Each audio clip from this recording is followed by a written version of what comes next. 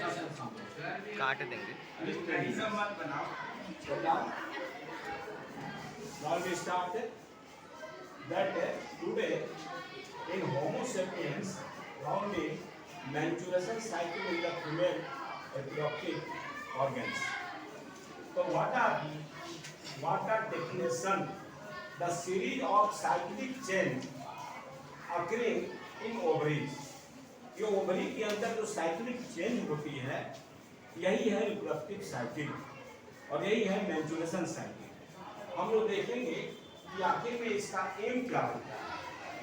इसका मेनली जो reproductive period है वो 10 to 14 ईयर्स जिसको हम लोग मेनार्च बोलते हैं और 45 to 55 जिसको हम लोग देखोगे मेनोपॉज बोलते हैं। ये दो स्टेजेज आती है जब आप देखोगे प्यूबर्टी के कंडीशन में फीमेल में साइकिल शुरू होती है और मेनोपॉज के कंडीशन में ये समाप्त हो जाती है। इसका एम क्या होता है? एम होता है prepare the female for fertilization and pregnancy. Female के अंदर जो फर्टिलाइजेशन होती है उसके बाद जो प्रेगनेंसी होती है यही इसका एम होता है। अब हम लोग प्रोसेस जानेंगे। देखो ये 4 स्टेज में कंप्लीट होता है। हम लोग जानते हैं ये कंप्लीट है, ये फीमेल रिप्रोडक्टिव ऑर्गन्स का डायग्राम है जो बीच में वॉम यानी हम लोग इसको यूट्रस भी बोलते हैं। ये 3 वाल में बना होता है। बाहरी वाल जो होता है पेरीमेट्रियम का होता है, बीच का वाल मायोमेट्रियम कहलाता है और अंदर के वाल एंडोमेट्रियम कहलाती है। ये 3 वाल की बनी होती है। यूट्रस थिक होता है, मस्कुलर होता है। अब यदि हम लोग देखेंगे कि पहला कंडीशन क्या होता है, फॉलिकुलर स्टेज। फॉलिकुलर स्टेज का मतलब होता है ये ब्रीडिंग 4 दिन की होती है। 4 दिन के बाद फॉलिकल स्टिमुलेटिंग हार्मोन जो आपके पिट्यूटरी ग्लैंड से सीक्रेट होती है, जो ओवरी से एस्ट्रोजन को निकालती है और यहाँ पर तुम देखोगे इस एंडोमेट्रियम वाल को ठीक बनाती है। यहाँ पर देखोगे ये थिकनेस बनाती है, ये थिकनेस बनाती है और थिकनेस बनाते हुए यहाँ पर तुम देखोगे इस बीच क्या होता है, ओवरी के अंदर जो प्राइमरी फॉलिकल्स होती है धीरे धीरे उसका ग्रोथ होता है और ग्रेफियन फॉलिकल्स में चेंज होने लगती है। जबकि ये ग्रेफियन फॉलिकल्स का स्ट्रक्चर होता है और इसके अंदर ये इस कंडीशन बनने लगता है जिसको हम लोग ग्रेफियन फॉलिकल्स के नाम से जानते हैं।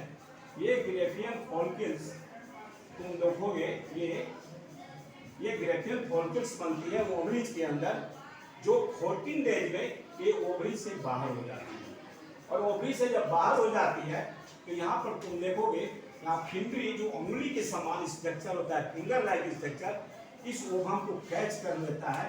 या मेंस के पहले दिन से 14 डेज 14वें दिन में ये काम होता है, ये फंक्शन होता है जिसको हम लोग ओव्यूलेशन ओव्यूलेटरी फेज बोलते हैं।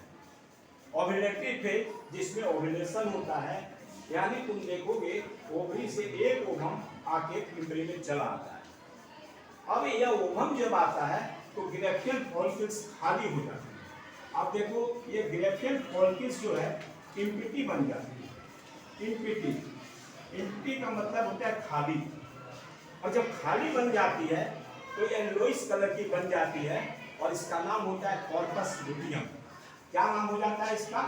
Corpus luteum. क्या नाम होता है? कॉर्पस देखोगे ल्यूटियम, ल्यूटियम।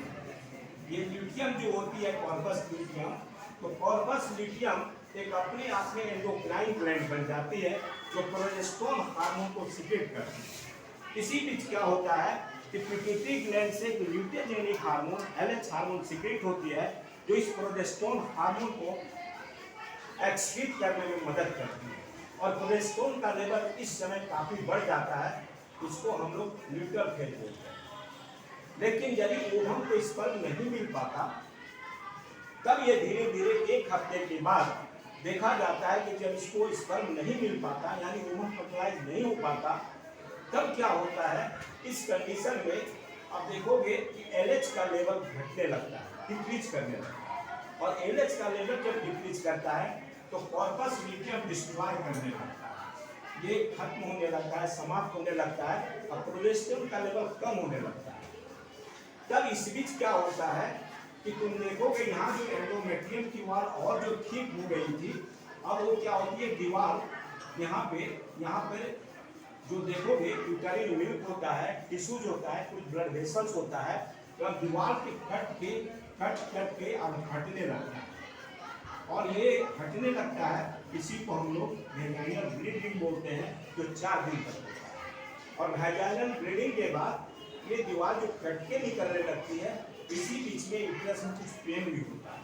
अब देखो इस पीरियड से जो पीरियड गुजरती है उसको यूट्रस में पेन होता है। पेन होने का मतलब जब दीवार हटने लगता है तो कुछ पेन भी होती है और इस पेन के कारण जिसको हम लोग मेंस्ट्रुएशन पेन बोलते हैं और यह ब्लीडिंग हो जाती है, फिर यह साइकिल कंटिन्यू होती रहती है।